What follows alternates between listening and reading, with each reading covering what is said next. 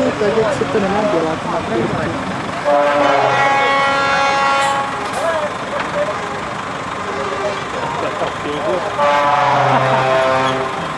Bezpečnost práce nade vše.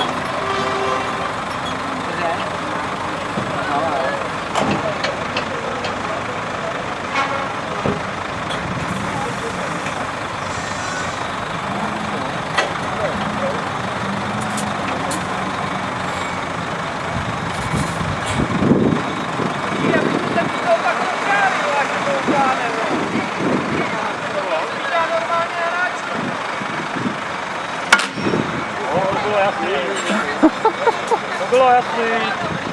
Aspoň na